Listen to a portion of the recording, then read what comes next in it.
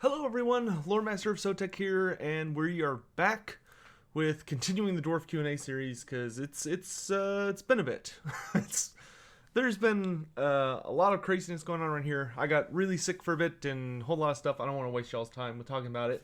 But real quick before we get into it, I saw a comment that bothered me. Someone was asking about if you look at this case above my finger right here, there was a Carnosaur model, and someone was like, "Oh, you should paint that model."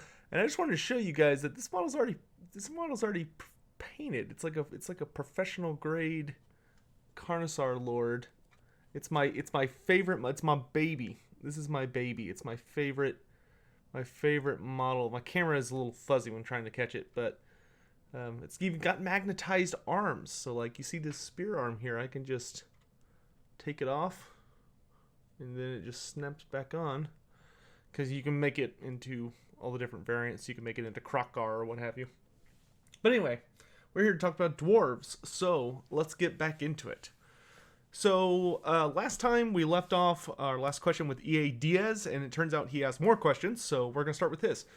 The question is, did the dwarves ever have cavalry of any kind, like that of the rams the dwarves used in the Hobbit movies? And also, what are some of the notable dragons the dwarves have slayed over the years?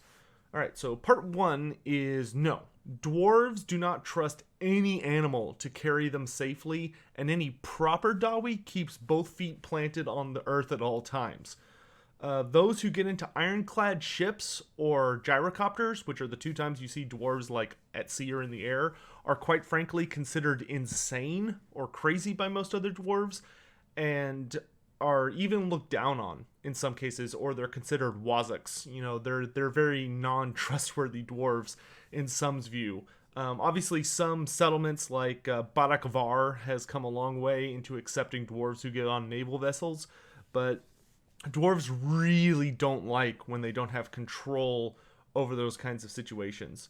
You'll note as an example of this, when you play Total War Warhammer, for instance, if you play through Thorgrim Grudgebearer's campaign for the Axe of Grimnir, his magic weapon, his pre-battle speech kinda hits on gyrocopters and like how dwarves really look at technology like that as super bizarre or weird. But dwarves really like to stay connected with the earth. They have a lot of really innate senses. They're fairly sensitive to detecting vibrations, and of course, because of their squat design, they're very, very nicely and perfectly built for ground warfare. And the other thing is that dwarves just don't trust animals. Dwarves do not like anything that is not insanely trustworthy. That's why dwarves have complete disdain for magic. That's why dwarves don't trust any technology that hasn't been tested for like 400 plus years. And even then, they're kind of like about it. Is dwarves do not like change, and dwarves do not like things that they cannot control with an iron fist.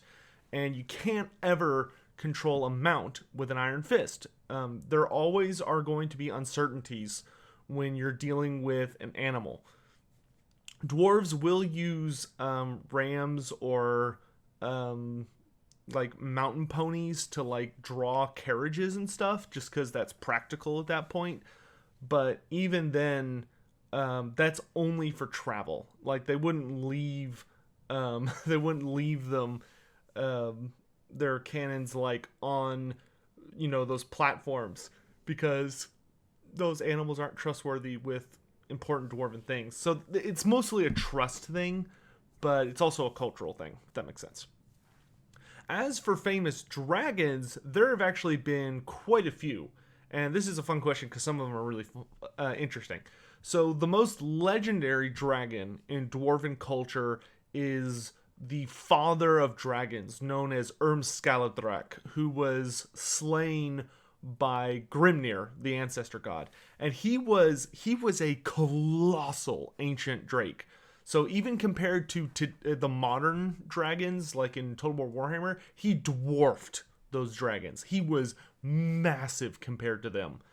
And he was so large and ferocious that his breath attack alone, like the fire from his breath, was so deadly that when he was fighting Grimnir, when he breathed a bunch of fire, because they fought near the Black Mountains, his breath created Blackfire Pass. Like, the reason it's called Blackfire Pass is because, and the reason it looks the way it does is because Skaladrak's breath literally melted the mountains into like a black glassy substance.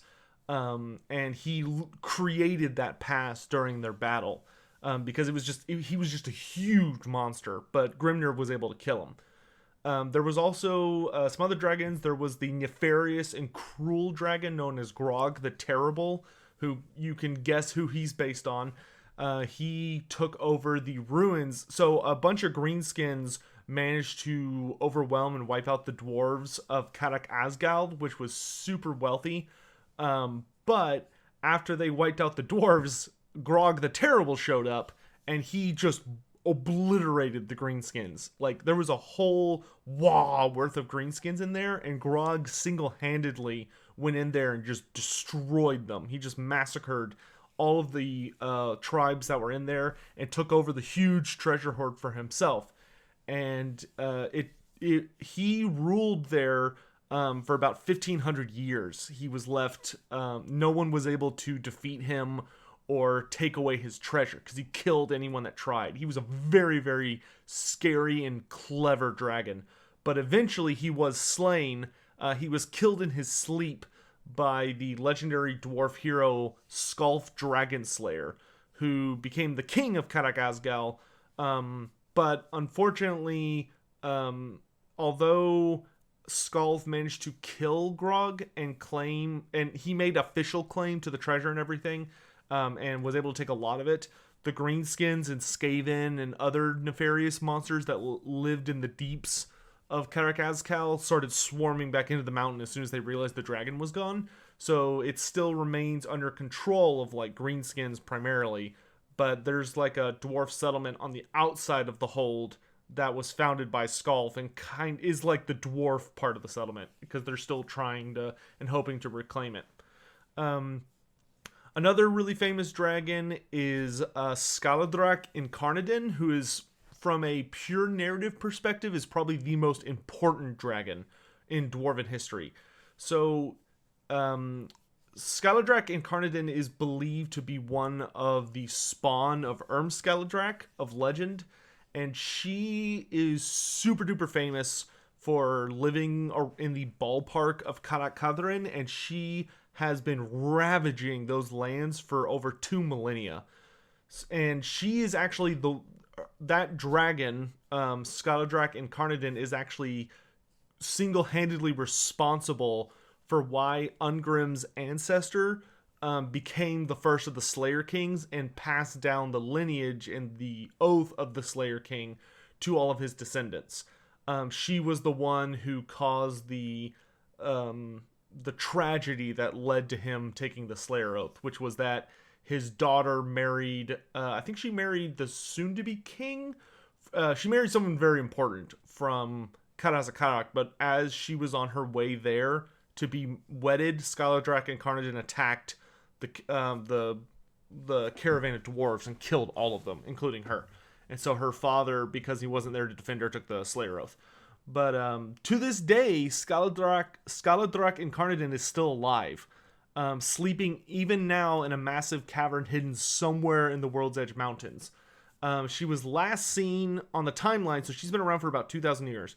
She was last seen roughly 1,100 years ago, so it's, for the time scale, it's about time for her to pop up and resume her rampage any day.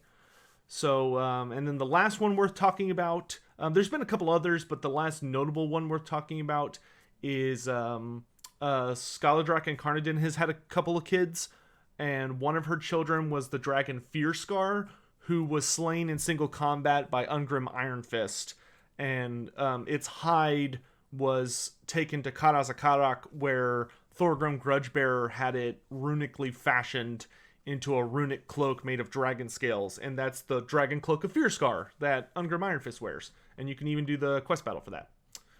Let's see, our next question comes from Rang112. who says, "Hey, Loremaster, I'd like to ask you a few questions about the Norse dwarves. Sorry if you have already answered some." Okay, this is a couple things.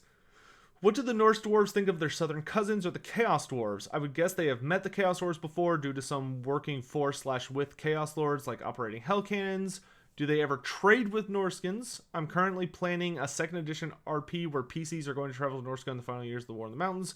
What would be a good dwarf hold for them to visit as the finale? Oh, I remember I kind of answered this one because I wanted to... I think this guy emailed me, but in answer to your question, Norscan dwarves are staunch allies of their southern kin, the southern dwarves. Despite being... They're kind of a tad bellicose, or they're a little bit Vikingish in nature, in that they're very loud, and they tend to get into drunken brawls way more than is socially acceptable among southern dwarves. Just like their southern allies, though, or most of their kin, they hate Chaos dwarves with an unspeakably deep conviction. And if given the chance, the Norscan dwarves would pay any price to wipe out the Chaos dwarves. Like, the Chaos dwarves are just a complete anathema to the the Western dwarves. So if you want it, and if I didn't email, I think I answered this in an email, but if I didn't, apologize it took me a year to get to this question. But if you want to visit a dwarf hold for a finale, in a campaign featuring around Norsca and Norscan dwarves, the best finale would be to go to Krakadrak, in my opinion, and defend it against the predations of Lord Aisling. So the Aisling tribe, which are one of the super tribes of Norsca, which you can watch my Geography on Norsca video if you want to know all about that. But the Aislings had a lord whose name was also Aisling, because he was like the head of the clan. He became a full-fledged Chaos Lord, and in the Warriors of Chaos book, he led this massive invasion of the Norscan dwarves' holds to completely wipe them out. And it actually was one of the biggest problems in the lore, because according to the Warriors of Chaos lore, he did wipe them out, but according to the dwarf lore, he didn't.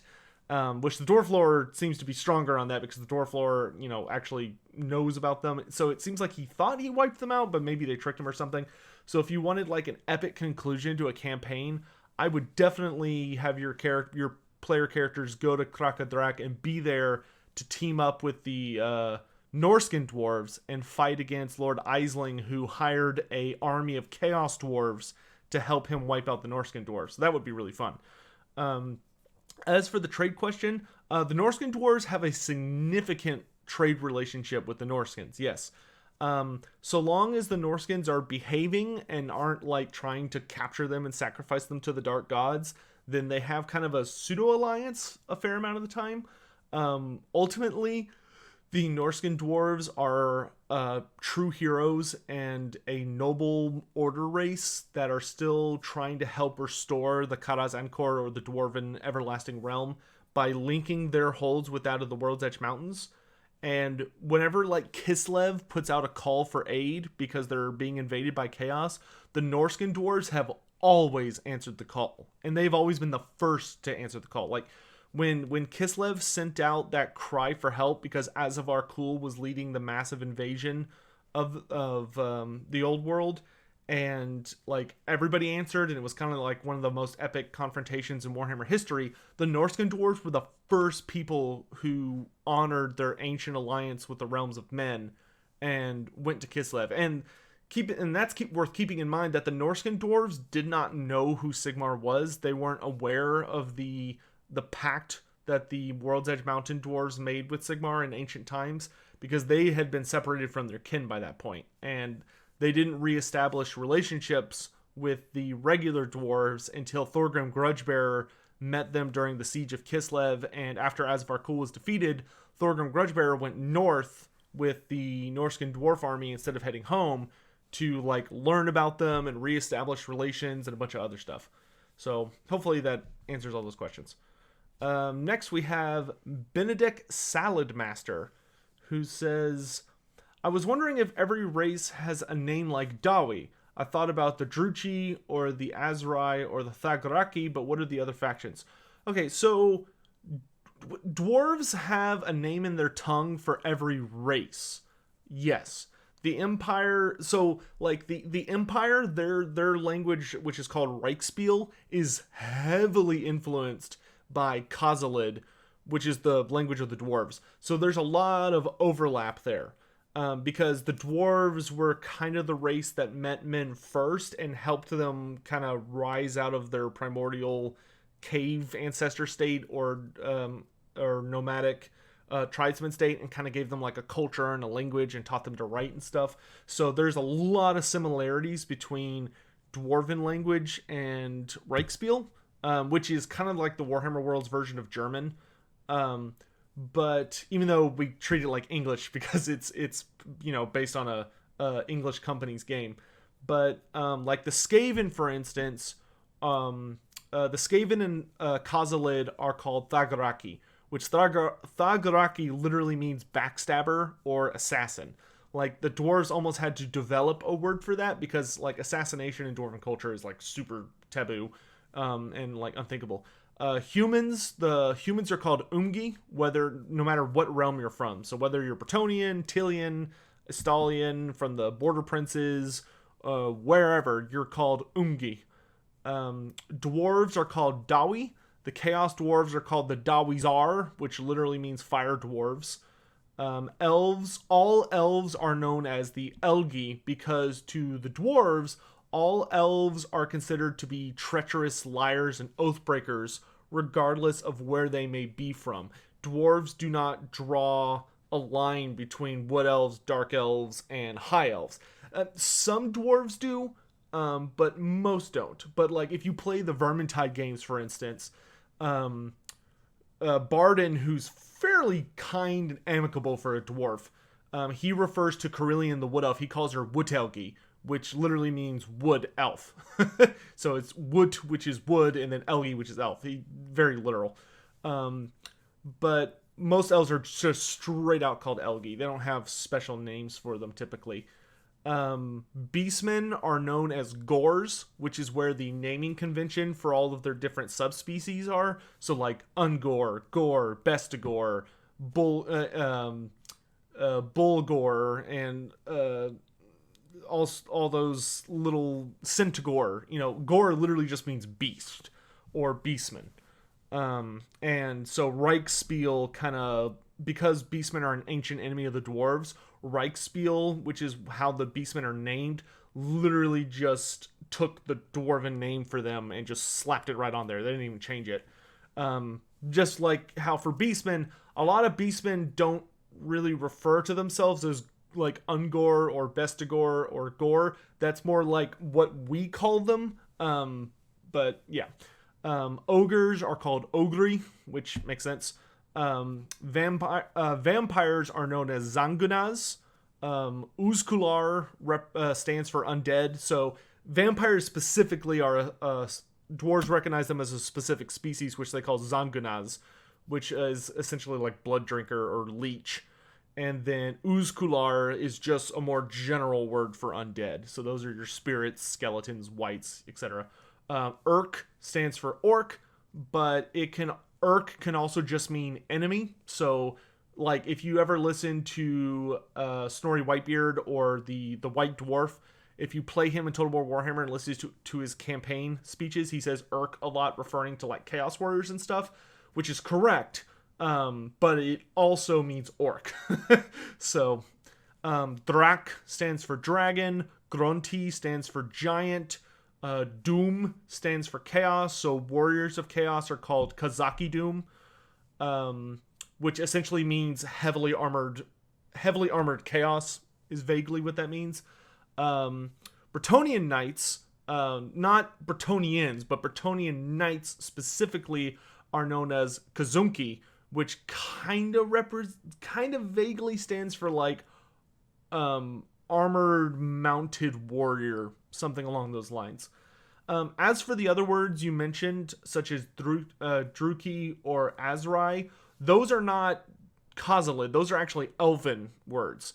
So the elves have their own words, just like most cultures. The elves have their own unique words to refer to themselves and their like subcultures. So like wood elves, high elves, and dark elves. Dark elves are called Druki, which is what they also refer to themselves as. Azrai is what the wood elves are known as, and then the high elves are known as the Asur. So hopefully that answers that question.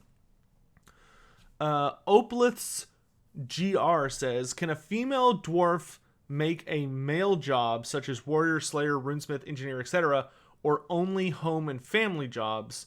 P.S. I love your content. Continue the Q&A, RPG, and lore videos. Thanks. I really appreciate that. I needed to hear that. I've been having a hard time lately, but thanks. Yes, big time. There can be lady dwarfs, I guess is what we'll call them, or wrens, in any of those positions. It's just kind of rare. Dwarven women often do hearth and home kind of things, because that's kind of Valea's sphere of influence.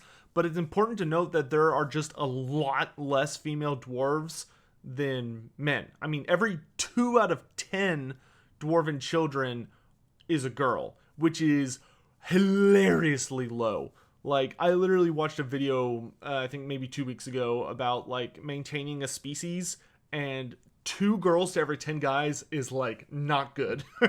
That's like if something bad happens to your species, you're gonna get wiped out. That being said, there have been very famous wrens who refused to bow to conventions and went on to become legends. Like I think there's a Queen Helga who was a warrior queen of the dwarves who was super duper famous. And of course, the dwarven priests of Valea, they're not just like midwives. The priestesses of Valea will go out on the battlefield and they are scary. They heavily specialize in anti-magic, because Valea was really big into developing rune culture, just like Grogni was. So they are excellent at anti-magic, and they are more than capable of whooping your ass if you're not prepared. So hopefully that answers that. Next, we've got Chris Franz Empire, who says, how do the dwarven armies combat powerful magic users in the lore? In all the novels I've read, I haven't come across any of them having to deal with a powerful master of magic. How would a dwarven army deal with an extremely powerful dark elf mage, brave shaman, or chaos orc? Lore-wise, not in tabletop. With runesmiths, and how many dwarf warriors are actually left in the old world able to mobilize for combat? Tens of thousands? Hundreds of thousands? Not including end times bullcrap. Sorry for the long question, Sotek. Thanks for everything. Really appreciate more than you know. Well, thank you. So, in the lore, it's worth noting that dwarves are hilariously resistant to magic. To the extent that if you ever read Manslayer, which was a Gotrek and Felix book that was based literally right before the Storm of Chaos happens, like it leads into the Storm of Chaos, there is a super powerful Chaos Sorcerer Lord who's the main bad guy, who unleashes this huge fireball at a charging Slayer character, and it just bounces. Like, it literally has zero effect. I think it may have scorched his beard or something. But, that happens a lot. Wizards do not like dwarves, because dwarves naturally ground their magic. Because the way you dissipate magic is, you take the winds of magic, and if you can channel them into the earth, they'll just harmlessly dissipate. So dwarves, who were made of the earth, essentially, and are naturally grounded, especially when their feet are on the ground. But even if they're not on the ground specifically, but this dwarf wasn't on the ground, he was on an airship, but same thing. They can easily bounce off magic. That being said, in the event of a truly horrific foe wielding powerful magics, the Dawi always rely on the might of their runesmiths and rune lords. These guys are literally the most powerful anti-magic users in the Warhammer Fantasy universe, next to maybe the Slann and a couple of High Elven Loremasters. Loremaster in like the old sense, so like super Archmage, not the modern sense of the actual career of... Anyway, there are very, very few wizards that can go toe-to-toe with a runesmith and do anything. most runesmiths or rune lords carry around rune staves, and the purpose of it is to basically act like a lightning rod for magic, and they use it to literally just catch the magic and just smack it into the ground where it just just poofs into the ground, no problem. When going up against the likes of the strongest elven mages or like greater demons, however, dwarves will sometimes bust out their kind of ultimate weapon, which are the Anvils of Doom. And Anvils of Doom are only the Slann, and then wizards like Teclis level or Morathi level can match an Anvil of Doom when it comes to dispelling magic. The Anvil of Dooms, Anvils of Doom are Anvil of Dooms are literally just they are perfected anti-magic weapons. They can just like clap magic into oblivion, no problem.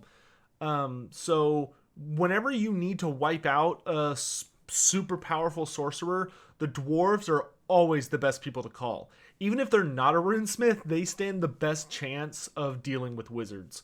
If you want to read stories where there is a significant wizard character that fights against dwarves, the best recommendations are all Gotrek and Felix books, I might note. But they deal with like different levels of wizards and different kinds of wizards. So like you can read Manslayer, which has a like Chaos Sorcerer Lord as kind of like the bad guy. You can read Beast Slayer, which is all about a Great Bray Shaman who has like an entire herdstone that is charging his powers, so he's like apocalyptically powerful. And of course you can read Zombie Slayer, which is Gotrek and Felix going up against Heinrich Himmler. And that one is super good because, of course, Heinrich Himmler is one of the strongest wizards in the modern Warhammer Fantasy universe. So, super good books. But they're all different kinds of wizards. You know, Manslayer is more about a wizard who is more traditionally powerful and has a couple of little ritual magic going for him. Beast Slayer is more about a Great Bray Shaman who has like a colossal apocalyptic level of magic because he's charged by a whole freaking herdstone and has like Morsalib, the Chaos Moon, on his side and like a bunch of other crazy stuff. And then he still uses like heavy ritual magic. And then you have like Zombie Slayer, where you have Heinrich Himmler, who's more of like a traditional summoner, rather than like blasting people with magic. So you can like see different kinds of wizards throughout that series, and see how they handle them. As for how many dwarves are left, if dwarves from a single hold, the Dawi would very much struggle to field an army bigger than tens of thousands, unless the entire Kharaz Encore came together. I would say outside of the strongest holds, most dwarves are pretty lucky if they can bring 5,000 warriors to battle. So like Karazakarak, which is the Everpeak or the capital, you could reliably unleash probably somewhere in the ballpark of 20 to 50,000 dwarves, which I know is a huge variance, but I mean, Warhammer doesn't really get super specific about that kind of stuff. But especially some of the more minor mining operations, so like smaller dwarf settlements or outposts, they would maybe be able to field 1,000 dwarves if they were super fortified, maybe 5,000 dwarves. But that's why dwarven culture is so big on like every warrior has to be worth 10 of the enemies, and they rely on purely defensive tactics. Shield walls, unbreakable armor, super long range weaponry. They are anti-magic. That's why the dwarves are so big about all of their stuff has to be incredibly reliable, can't backfire, and they need to be able to kill all of their enemies at a distance so that by the time they get close, they can just mop them up. Dwarves do not have numbers on their side. That is like their ultimate weakness. Other than like speed. So hopefully that answers that. Colin Crack says, "Hi, thanks for the Q&As. They are great. So my question has to do with Gotrek and Felix. I know that generally the stories are written by Felix. I know that the stories written by Felix aren't taken all that seriously by the people of the Empire, but what about the Dwarven realms? Is Gotrek a household name? Do the dwarves like Felix's story? Thanks.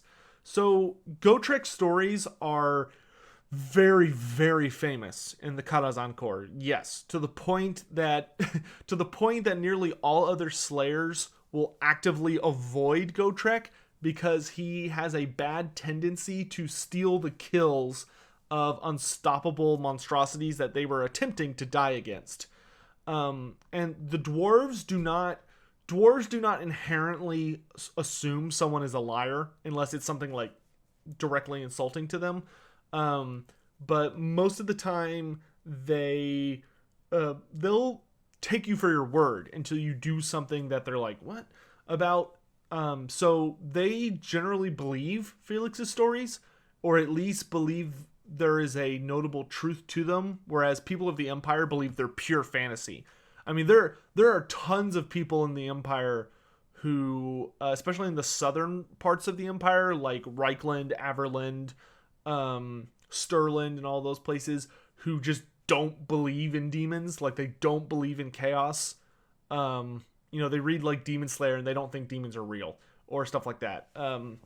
Obviously, as we get closer to the end times, that becomes less and less of a thing because the world gets more crazy and dangerous. But there you go. Is he a household name? Yes and no. You have to remember that because he's a slayer, on one hand, it's really, really good that he's been able to slay all these horrible monstrosities and do all these great things for the Dwarven realms by wiping out potential antagonists or, saving famous dwarf holds or yada yada. But on the other hand, it's very bad because as a slayer, your goal is to die in glorious battle, and it really sucks when you cannot achieve that goal. So, alright guys, but that's going to be it for this video. I'm going to be recording the rest of the Q&A in this sit down. You'll notice my shirt won't change for the rest of the episodes, but they will be coming out daily until this one is done. And at the last episode, I'll announce what the next subject is going to be. I hope you all have a great day. We're trying to get back to regular schedule. I just had to take some time off, between being like super sick and some really bad financial things that happened and just a lot of stuff. I had to take a break. So, I hope you all can forgive me for that, but we are, hopefully hitting totally normal stuff now, and I'll be seeing you guys around. So thanks for watching, guys.